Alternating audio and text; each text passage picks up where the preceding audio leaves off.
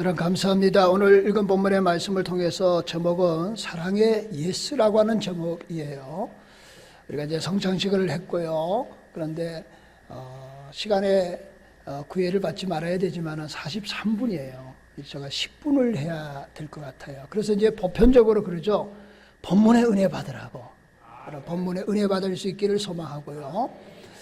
그리고 이제 주보에 요약이 있어요. 여러분 한번 보시고요. 어차피 10분 하니까 주보에 요약된 것을 제가 충분히 소화할 수 없으니까 좀 요약된 것을 한번 읽어봤으면 좋겠고요. 우리 앞에 뒤에 옆에 분과 우리 인사하실 때 주 안에서 사랑합니다. 축복합니다. 한번 인사합니다. 주 안에서 사랑합니다. 예, 축복합니다. 예. 아멘. 여러분 사랑하면은 모든 것이 예스가 됩니다. 사랑하면은 그 사랑의 예수 때문에 만사가 오케이가 되는 거예요. 근데 사랑하지 않으면은 반대로 만사가 노예예요. 그러나 사랑하면은 만사가 오케이입니다.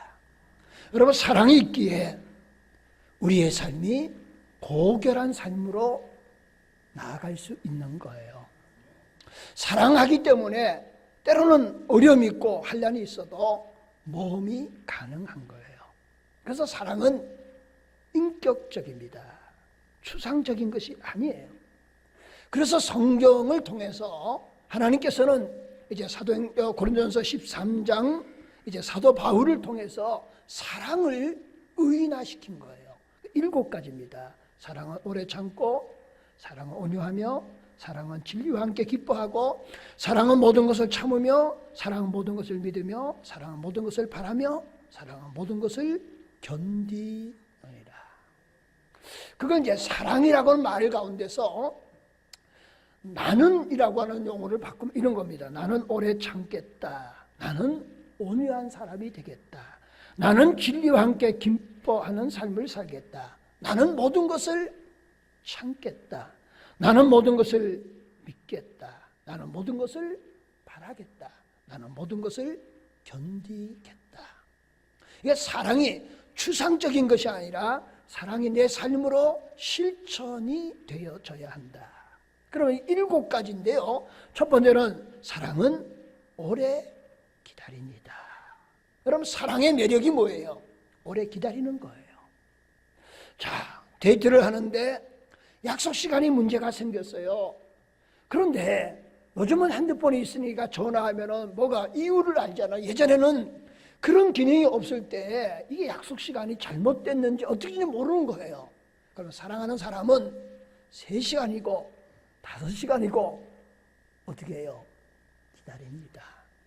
근데 사랑하지 않는 사람은 시계를 볼 거예요. 10분, 20분, 30분 땡.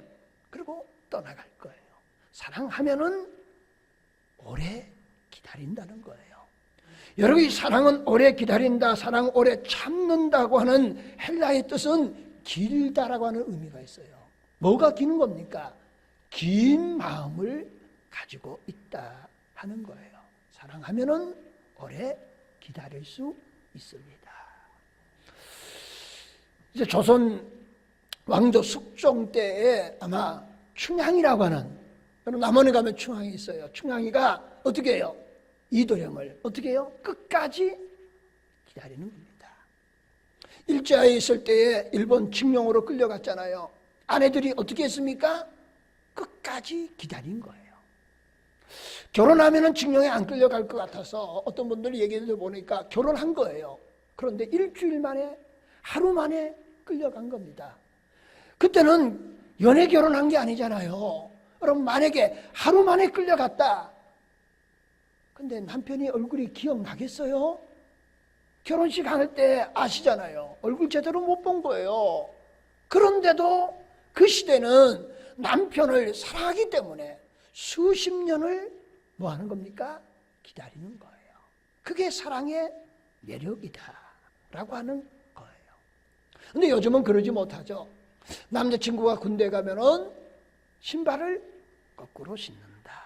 요즘 너무나 조급성에 빠지는 거예요. 그래서 부작용이 많이 일어나잖아요. 그래서 데이트 폭력이라고 하는 것도 일어나는 거예요.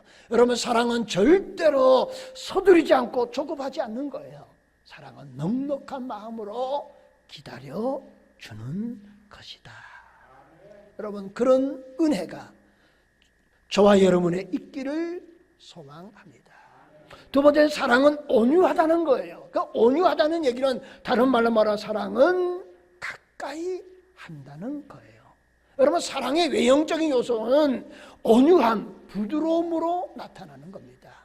그 사람이 나에게 상처를 주고 아픔을 줘도 사랑은 온유함, 부드러움으로, 그럼에도 불구하고 그 사람에게 가까이 부드러움으로, 온유함으로 다가가는 거예요. 그래서 사랑은 고결하다, 그렇게 말하는 겁니다. 보십시오. 예수님께서 우리를 사랑하셔서 우리를 찾아오셨습니다. 여러분, 우리가 원수되었던 거예요. 하나님의 사랑을 받을 만한 자격이 없었던 거예요. 그런데 우리 주님은 우리를 찾아오신 겁니다. 예를 들면 이런 용어는 자녀들에게 써서는 안 되겠지만 간혹가다 그러잖아요. 자녀가 하도 속썩여요. 그러면 야, 너 꼴 보기도 싫다, 그런 얘기를 하면 안 되는데 하잖아요. 그래도 안 되면은요, 아마 아빠들이 그렇게 할 것 같아요. 저도 뭐 예외는 아니겠지만 속썩이면은 야, 너 앞으로 내 눈에 나타나지 마. 근데 그걸 듣는 자네의 마음은 사실은 얼마나 아프겠어요. 그런데 보세요. 예수님 입장에 볼 때는 우리가 꼴 보기 싫을 정도가 아니에요. 정말 죄인된 우리였습니다. 거듭거듭 하나님의 은혜를 배반한 우리들이었어요.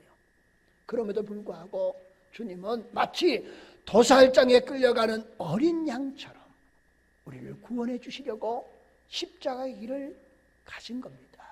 왜 그랬을까요? 우리를 사랑하기 때문이에요. 그 온유함으로, 그 부드러움으로 우리 주님은 가까이 오셔서 우리의 구원의 은혜를 베풀어 주셨습니다.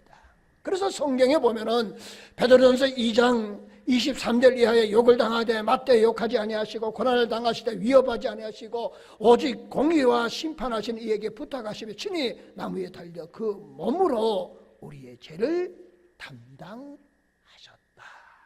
그게 사랑의 특징이에요. 주님이 우리에게 가까이 오셨던 것처럼 말입니다. 우리들도 그리스도의 사랑에 가슴에 품는 우리들이 될 수 있기를 소망합니다. 세 번째는 사랑은 진리와 함께 기뻐한다는 거예요. 그게 뭔 말이냐 그러면은 사랑은 진실을 기뻐한다는 겁니다. 사랑은 절대로 속이지 않습니다.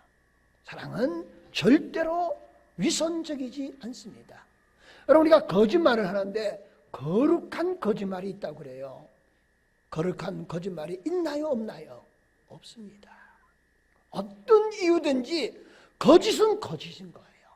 여러분, 사랑하는 하나님의 자녀들은요, 내가 어떤 손해를 보고 어떤 불이익이 있어도 그런 것들로 인해서 기뻐하지 아니하고 그것 때문에, 진실 때문에 기뻐하고요. 진실로 인해서 내가 불이익을 당해도 그것을 기뻐하는 자가 진실된 하나님의 사람입니다. 여러분, 성경에 보면 요한복음 8장 44절이 이렇게 말합니다. 마귀는 처음부터 거짓말장이고 거짓의 압이라는 거예요. 여러분, 우리가 거짓을 좋아하거나 거짓에 기뻐하거나 그런 것은 하나님이 주신 마음이 아닌 줄로 믿습니다. 여러분, 거룩한 행복, 거룩한 기쁨이 뭐냐? 진실 때문에 기뻐하고 즐거워하는 은혜가 있기를 소망합니다. 네 번째는 사랑은 모든 것을 참는다는 거예요. 그걸 다른 말로 말하면 이런 겁니다. 사랑은 모든 것을 덮어주는 줄로 믿습니다. 여러분, 건물을 짓고 나면은 마지막이 뭡니까? 지붕을 씌우는 거예요. 그게 덮어주는 겁니다. 만약에 지붕이 없으면은 비가 오거나 눈이 오면은 건물 내부로 다 들어오잖아요. 근데 지붕을 덮어줌으로 통해서 비바람을 이게 막아주는 것이다. 여러분, 사랑은 덮어주는 거예요. 오늘의 이 시대에 있어서 가장 그리스도인으로서 가져야 될 사항이 있다 보면은 덮어주는 사랑이 있기를 소망합니다. 조지 하버트라고 하는 박사님은 이렇게 말했어요. 다른 사람을 용서하지 않는 사람은 자기가 건너야 할 다리를 무너뜨리는 자다. 그렇게 표현했어요.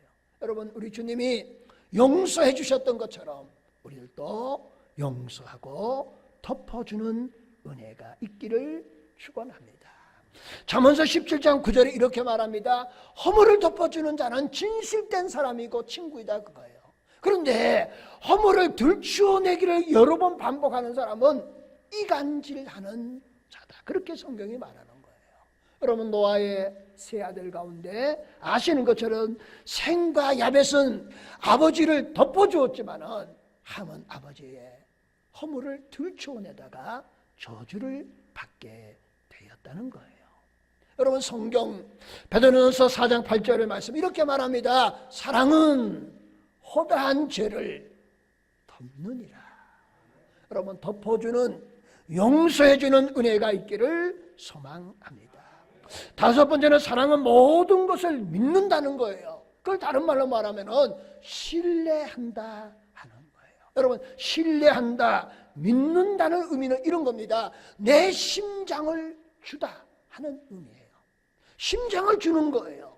그와 같이 그를 믿고 신뢰하는 겁니다. 여러분, 부모가 자녀를 신뢰해야 그 자녀가 사회에 정말 아름다운 사람으로 성장할 수 있는 거예요. 그런데 너 못 믿어. 그러면은 부모로부터 믿지 못하는 자녀가 사회 일꾼이 될 수 없는 거예요. 보세요. 베드로가 예수를 모른다고 부인하잖아요. 그런데 예수님은 베드로를 뭐 하셨습니까? 믿어주신 줄로 믿습니다. 신뢰해 주신 거예요. 배신자라고 낙인 찍힌 베드로지만은 그가 오순절에 성령의 충만을 받고 위대한 사람으로 바꾸어지게 된 줄로 믿습니다. 여섯 번째는 사랑은 모든 것을 바란다는 거예요. 뭘 바랄까요? 여러분, 사랑이 있으면은 아무리 현실이 절망적일지라도 희망을 노래하고 소망을 노래할 수 있는 줄로 압니다. 여러분, 사랑은 절대로 포기하지 않는 거예요. 사랑은 어두운 면을 보는 것이 아니라 밝은 면을 보는 거예요. 그래서 희망을 노래하고 소망을 노래할 수 있습니다. 마지막 일곱 번째, 사랑은 모든 것을 견딘다라고 하는 거예요. 여러분, 견딘다는 것은 어떤 일이 있을지라도 흔들리지 않는다는 거예요. 여러분, 흔들리지 않는 믿음의 사람이 될 수 있기를 축원합니다. 우리가 간혹가다 자녀들이 그러잖아요. 첫 번째, 두 번째, 세 번째. 지금은 안 그러나요? 잘 모르겠습니다. 제가 성장할 때는 우리 부모님에게 좀 말을 안 들으면 우리 어머니 그러다 첫 번째다, 두 번째다, 세 번째다. 그리고 한번 꽝 하시더라고요. 근데 여러분, 정말 사랑하는 마음이 충만하면은 여러분 흔들리지 않고 견딜 수 있는 줄로 믿습니다. 이제 말씀을 이렇게 정리할게요. 사랑은 오래 기다리기를 시작하는 겁니다. 사랑은 가까이 가는 거예요. 사랑은 진실을 좋아하고 항상 기뻐하며 살아가는 겁니다. 사랑은 허물을 덮어주는 거예요. 그리고 그를 신뢰하는 겁니다. 그리고 희망을 말하는 거예요. 우리 큰일 났다, 이제 우리 죽었다, 그게 아니라 희망을 노래하고 소망을 노래하는 줄로 믿습니다. 그리고 마지막으로 사랑은 모든 것들을 최악의 상황 가운데서도 견뎌내는 줄로 믿습니다. 그 사랑이 하나님의 사랑이에요. 그 사랑이 그리스도의 사랑입니다. 그 사랑이 오늘 저와 여러분의 사랑이 되시기를 예수님의 이름으로 축원합니다. 기도하시겠습니다. 사랑은 오랫동안 기다릴 수 있는 긴 마음을 가집니다. 사랑은 가까이 다가가는 따뜻한 마음을 가지게 됩니다. 그래서 아무런 가식 없이 진실 때문에 함께 기뻐합니다. 사랑은 지붕이고 이불처럼 덮어줍니다. 사랑은 최악의 상황 속에서 최선으로 신뢰하고 믿어줍니다. 사랑은 빛나는 눈빛으로 희망을 얘기하고 흔들리지 아니하면 꿋꿋이 견뎌냅니다. 그리고 사랑은 아름다운 마무리를 맺는 줄로 믿습니다. 이런 사랑을 노래하며 사랑 가운데 살아가는 그런 우리의 인생의 완주자가 되게 하시옵소서.